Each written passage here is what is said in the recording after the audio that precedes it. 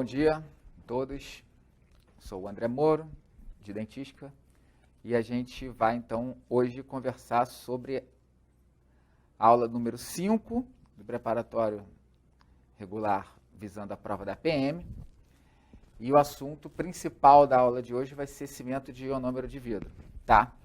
É o que a gente vai falar com um pouco mais calma, vai ter mais assunto, vai ter mais questão, e depois vamos falar um pouquinho também sobre odontologia digital, tá? Que é um assunto novo, é um assunto que já tem, por exemplo, no livro do Baratieri, de 2015, que é um autor que foi muito referenciado aí para questões mais antigas.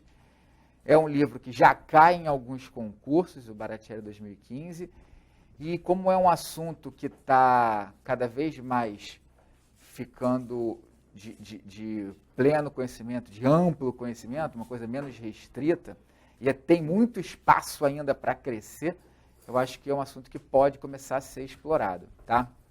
Então, no final, como o livro do Baratieri tem apenas um capítulo falando disso aí, é uma coisa mais sucinta, eu trouxe basicamente quase o capítulo todo, que eu achei que era importante ali, mas vocês vão ver que ainda, quando comparado com assuntos mais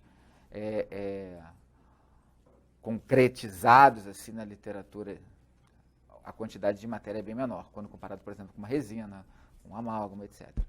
Tá? Bom, então vamos começar com o cimento de ionômero de vidro. Eu vou tirando a máscara porque não tem ninguém perto de mim, né? Tudo bem? E eu consigo falar melhor. Bom, então vamos lá. Cimento de ionômero de vidro. Vamos nos contextualizar. O que eu tinha de material, qual era o cenário que tinha na odontologia quando começou a aparecer o cimento de ionômero de vidro? Bom, a gente já tinha 3 materiais que eram de uso corriqueiro até então. O cimento fosfato de zinco, todos conhecem, amplamente usado hoje em dia ainda, que era um sal que tinha como seu constituinte uma base e um ácido. A base era qual? Era o óxido de zinco e o ácido, o quê? O ácido fosfórico. Ok. E aí tinha o fosfato de zinco. Tá. Usando a mesma base, o óxido de zinco, só que mudando o ácido de um ácido forte, que é o ácido fosfórico, para um ácido mais fraco, que é o ácido poliacrílico, eu tinha o desenvolvimento de um outro material, que era o cimento de policarboxilato de zinco. O cimento de policarboxilato de zinco tinha uma característica muito importante, muito interessante, que é o quê? A adesão química à estrutura dental. E já foi questão de prova, inclusive. 2 materiais abaixo, o que tem adesão à estrutura dental todo mundo vai procurar quem? Ionômero de vidro. Adesão química, né? Só que não tinha ionômero de vidro como opção. Então, a resposta era o cimento de policarboxilato de zinco. Tá ok. Paralelo a isso, também seguindo esse mesmo conceito de uma reação ácido-base, eu tinha o ácido fosfórico, dessa vez, voltando para o ácido forte do cimento de fosfato de zinco, juntamente com uma base, agora uma base nova, né? Antes eu tinha usado o óxido de zinco, o vidro de silicato de alumínio, eu desenvolvia o cimento de silicato. Cimento de silicato. O cimento de silicato também tem uma característica importante, que é a liberação de flúor. Na verdade, esse nome aqui pode vir como fluoralumínio silicato também. Então, o flúor já está presente na base, e aí no sal decorrente da base também tem essa característica de liberação de flúor. Ok. E aí, pensaram o seguinte, bom, se eu tenho o cimento de policarboxilato de zinco, que segue essa tendência de uma reação ácido-base, e tem uma característica importante de adesão à estrutura dental. Eu tenho o cimento de silicato, que também segue a reação ácido-base, que também tem uma propriedade bastante importante, que é a liberação de flúor. Será que se eu unir o ácido de um com a base de outro, eu consigo desenvolver um sal que tenha propriedades interessantes? Sim. E aí desenvolveu-se o cimento de ionômero de vidro. Quem? O ácido poliacrílico do policarboxilato de zinco com o fluoralumínio silicato do cimento de silicato gerou o cimento de ionômero de vidro, que já conseguiu herdar do policarboxilato e do silicato essas propriedades aqui, de adesão e liberação de flúor, tá? Então, inclusive, eu posso até falar que o ionômero de vidro é uma combinação do pó do cimento de silicato com o líquido do cimento de policarboxilato. Posso até falar isso, tá? Ainda, se eu for comparar aqui o poder básico do cimento de silicato com o cimento de ionômero de vidro, o ionômero de vidro ainda é mais básico ainda, tem mais óxido de silicato, tem mais óxido de silício, tem mais do que o cimento de silicato, em uma comparação. Tá ok? Então, vamos lá. Então, posso dizer que, resumidamente, passada essa introdução, reconhecido o cenário que a gente tinha naquele momento, o que por definição é o ionômero de vidro, então? A composição dele, então, é o quê? Ele consiste em um sal hidratado, porque não é só um sal, né? É sal mais água, ácido mais base, setinha, sal mais água. Ou seja, então, olha só como é que é importante já essa definição. Então, quer dizer que na composição do ionômero de vidro, eu já tenho a presença de água. A água é importante para o material. É o material de restaurador direto único que tem água na sua composição. Quando comparo, por exemplo, com resinas, com amálgama, com porcelanas, com ligas metálicas. Quem vai ter água na sua composição? E a presença dessa água é importante para esse material, o cimento de ionômero de vidro. Tá? O único material restaurador não, porque ainda tem todos aqueles que a gente viu ali, como reação ácido mais base, vai dar sal mais água, reação química, não tem jeito, tem água. Mas desses materiais mais importantes, o ionômero de vidro tem água na sua composição. Dado importantíssimo esse. E aí, olha só, já fica aqui uma primeira observação. A concentração da água, o poder dessa água, a importância dessa água para o ionômero de vidro. A água costuma ser, aspas aqui, o calcanhar de Aquiles do ionômero de vidro. Mais tarde, a gente vai ver que todos os problemas decorrentes do ionômero de vidro resultam da constância da água. Ou seja, ele perder a água ou ganhar água para o meio. Tá? Inclusive, jeito de manipulação, proporção, pó e líquido, várias coisas que a gente vai passando um por um aí, mas sempre atentando à presença da água. Tá? Então, vamos ter um sal hidratado que é resultante da seguinte reação química. Ácido mais base, em que o ácido é uma solução aquosa de ácido poliacrílico com aditivos, como, por exemplo, o ácido maleico, ácido tartárico e ácido itacônico. Exemplos de ácidos que são importantes. A gente vai estudar, inclusive, algumas características deles. Tá?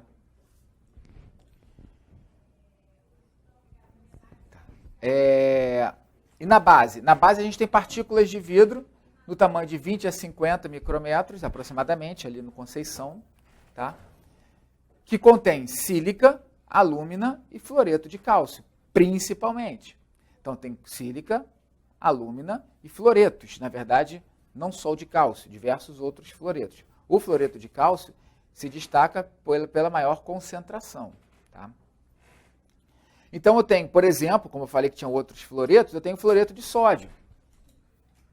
O fluoreto de sódio, e também vai ter o fluoreto de alumínio, enfim, mas o fluoreto de sódio, ele não participa do processo de adesão. E ele está disperso uniformemente por toda a massa do ionômero de vidro. Então, o fluoreto de sódio, ele é importante na questão de liberação de flúor. Na propriedade de liberação de flúor, o fluoreto de sódio é importante. Tá? Na propriedade de adesão química, o fluoreto de sódio não é importante. É importante o fluoreto de cálcio. Tá? O fluoreto de cálcio participa do processo de adesão. E a radiopacidade, que também são partículas, né, de óxidos, de lantânio, estrôncio, bário ou zinco como exemplos. Ou ainda, pode até colocar itérbio flúor, ou fluoreto de itérbio, também é outro responsável pela radiopacidade dos cimentos de ionômero de vidro. Tá? E aí eu tenho, olha lá, então, o pó do ionômero de vidro o pó do ionômero é um vidro, daí o ionômero de vidro, de fluoralumínio e silicato. Lembra? Fluoralumínio e silicato. O flúor, que tem bastante. O alumínio, que é o óxido de alumínio, que tem bastante. E o óxido de silício, que é o silicato, que tem bastante. Então, flúor, alumínio e silicato de cálcio, o fluoreto de cálcio, que é o mais importante, para vocês lembrarem esses nomes, que é solúvel ao ácido. Ok. Então, vamos lá. Pegando o Anusavice aqui, ó. O que ele vem dizendo? Originalmente, o líquido do cimento de ionômero de vidro era uma solução aquosa de ácido poliacrílico na concentração de 40%, 50%. O líquido era muito viscoso e tendia a se geleificar ao longo do tempo e tinha um pequeno prazo de validade. Então, o que ele fala? Ó, o que eu tinha originalmente no meu líquido? É uma solução aquosa de ácido poliacrílico. Acontece que o ácido poliacrílico é um ácido que é muito pesado, é um ácido fraco, muito grande, alto peso molecular. E aí essa solução aquosa de ácido poliacrílico, 40%, 50% na sua concentração, trazia um aspecto bem viscoso a esse líquido. E, por si só, não era raro, ele se geleificava ali dentro do recipiente. E aí, inclusive, trazendo problemas na manipulação lá na ponta da cadeia, lá no profissional que for pingar o ionômero de vidro, virava o recipiente do líquido e o líquido ficava preso ali no fundo do recipiente, geleificado, tá? Empedrecido ali. E aí, a prazo de validade ficava pequeno. Ok, então esse era um problema que era constatado. Na maioria dos cimentos atuais, o ácido forma um copolímero com ácidos itacônico, maleico, tricarboxílico. Estes, ou seja, o conjunto desses ácidos, tendem a aumentar a reatividade do líquido, fazendo o quê? Primeira vantagem, fazendo com que o líquido reaja mais com o pó. Tem mais reatividade. 2, diminuindo a viscosidade e reduzindo a tendência à geleificação. Então, o líquido, ele, de uma maneira geral, vai ficar menos viscoso, consequentemente, menor vai ser essa tendência a se geleificar ainda dentro do recipiente. Evitando de ficar essa pedrinha aí. Então, de uma maneira geral, esses ácidos têm como função, segundo a Anusavice, dentre outras, diminuir a viscosidade e reduzir essa tendência à geleificação. Tá?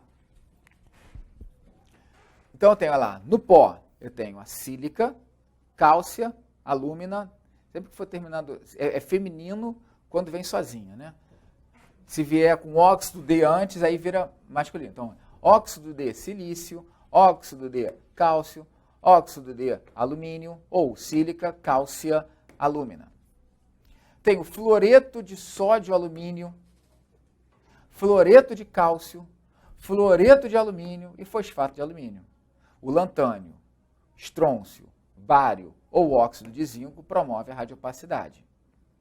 Tá? E eu acabei incluindo aqui o itérbio flúor. Tá? Não está nessa mesma frase, mas em outros momentos eles falam do itérbio flúor. Se eu não me engano, é no Baratieri que fala do... Pode vir com o nome fluoreto de térbio, itérbio flúor, fluoritérbio, por ali. Tá? Mas a frase do Anusavice é essa daqui. No líquido eu tenho ácido poliacrílico, ácido itacônico, ácido tartárico e água. Então, principalmente esses componentes. O ácido poliacrílico é o ácido mais utilizado, é o principal porque ele vai ser responsável pelo condicionamento, ele vai ser responsável pela ionização, ele vai ser responsável principal da adesão química do ionômero de vidro ao dente, o ácido poliacrílico. A proporção de alúmina sílica é crucial para a reatividade com ácido poliacrílico. Tá? A vida útil era curta devido à formação de ligações entre as moléculas.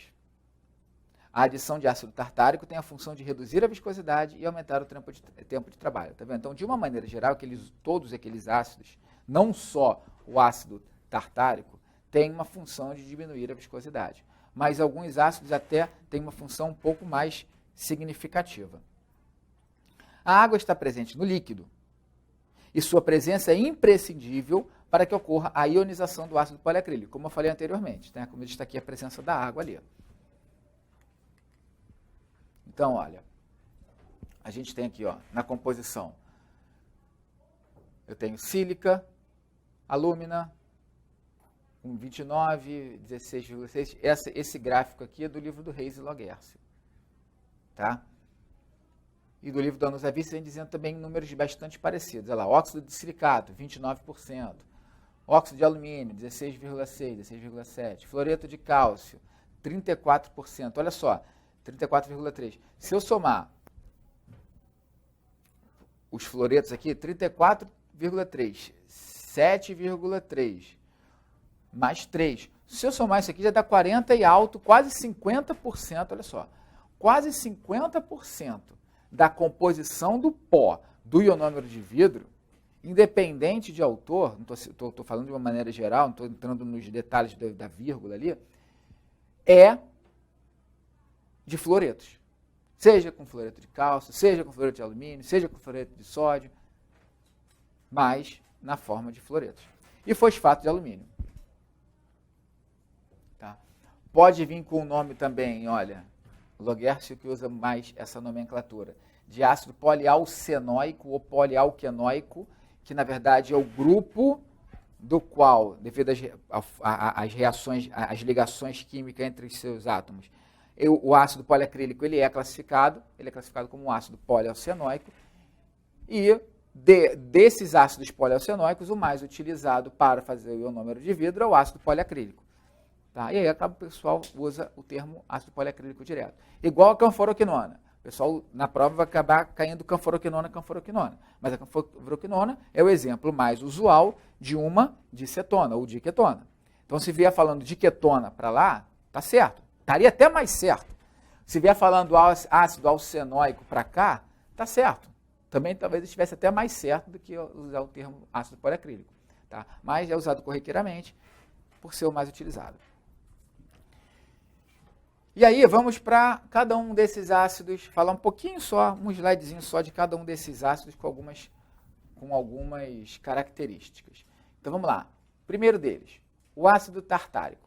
O ácido tartárico tem como função controlar a taxa de reação e permitir a utilização de uma maior gama de tipos de vidro. Melhora as características de manipulação do material.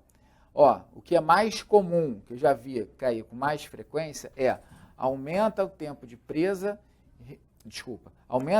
trabalho, reduz o tempo de presa. Essas duas características aí, pode marcar com um asterisco aqui do lado. São as mais importantes. Aumenta o tempo de trabalho, reduz o tempo de presa. Ele também reduz a viscosidade da massa, né, como estava dito ali anteriormente. E aí, repetindo, olha lá, inicialmente a viscosidade do cimento com ácido tartárico ela é menor. Então, por quê? Porque o ácido tartárico está ali, está conseguindo reduzir aquela viscosidade, deixando ele líquido por mais tempo. Porém, logo o material mostra um rápido aumento de viscosidade, porque o ácido tartárico ele também é classificado como um ácido fraco. Ele também é um ácido fraco. Os ácidos fracos têm como característica geral, a gente pode dizer assim, eles são de alto peso molecular. Então, ele também é um ácido pesado. Não é, por exemplo, um ácido fosfórico, que é pequenininho, tá? Diferente.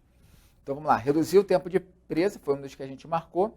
A gente tem aqui materiais com ácido tartárico, comparados com os sem ácido tartárico, podem ser considerados de presa rápida. Então, são os cimentos de ionômero de vidro que são utilizados para tratamento restaurador atraumático. Depois a gente vai ter lá na frente uma classificação que vai estar falando lá desse grupo especificamente. Mas, já adiantando que na composição desse grupo de material, ionômero de vidro, que é utilizado para TRA, esses aí certamente vão ter ácido tartárico na sua composição. Então, qual é o ácido importante lá para o ionômero do TRA? O ácido tartárico. Tá? Aumentar o prazo de validade antes que o espessamento de líquido aconteça, aumenta a força coesiva, aumenta a resistência à compressão, após a presa, ao realizar ligações cruzadas com grupamentos acídicos difuncionais. Então, aumenta também um pouquinho a propriedade mecânica. Ácido itacônico. Se perguntar especificamente sobre o ácido itacônico, o que é importante mais, chama mais a atenção do ácido itacônico aqui? O que é mais importante aqui é a redução da viscosidade. Também, mas o ácido tartárico também, tudo bem, ok, beleza, também. Mas o ácido itacônico o ácido tartárico tem outras funções importantes, como, por exemplo, o tempo de trabalho e o tempo de presa. O ácido itacônico se destaca por esta característica aqui. Pode ver que os pontos aqui desse slide são bastante parecidos. Vamos lá, ponto por ponto. Primeiro, menor reatividade desse ácido, tudo bem. Mas aí olha o que ele tem. Reduz a viscosidade e a tendência da geleificação. Tá, já sobre esse assunto. Depois, melhora a estabilidade de armazenamento, o que é decorrente da redução da viscosidade e da tendência da geleificação. Depois, como que isso acontece? Previne o espessamento da solução aquosa durante o armazenamento pela redução da atração intermolecular das cadeias de polímeros intermediários. Então, olha só. No líquido, eu tenho umas cadeias de polímeros intermediárias ali, que começam a se formar sozinhas ali dentro do líquido, que é natural do material. Ok. Essas cadeias intermediárias poliméricas ali têm uma certa tendência natural de acabar se aproximando uma cadeia à outra. Elas se aproximam uma da outra. Tá, mas aí nessa que elas se aproximam, acaba que essa viscosidade aumenta mais ainda. Esse que é o problema. Então, por isso que tem essa tendência natural a ter um líquido mais espesso e mais viscoso. Acontece que o ácido itacônico, ele age aqui exatamente reduzindo a atração intermolecular dessas cadeias. Ele age ali dificultando, diminuindo essa atração. Então, se eu tenho menor atração entre tais cadeias, menos viscoso vai estar o meu líquido, menor tendência à sua geleificação fora da hora. Tá?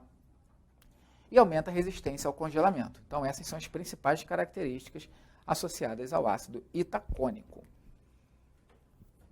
Ácido maleico. Ácido maleico aumenta a reatividade do líquido, também como o outro ácido itacônico. Aumenta a velocidade de reação. Está vendo? Não tem uma característica exclusiva para um ácido. Quem é o que reduz a viscosidade? Não, tem alguns que fazem isso. Tá? Agora, estou chamando a atenção aqui, estou frisando geralmente o que é mais associado, o que é mais pedido. Tá? Aumenta a velocidade de reação e é um ácido mais forte, proporcionando uma resistência inicial mais alta, um acabamento na mesma consulta. Vamos pegar esse acabamento na mesma consulta aqui, essas características do livro do Craig de materiais dentários. Tá? Se for esse aqui, uma da bibliografia da prova.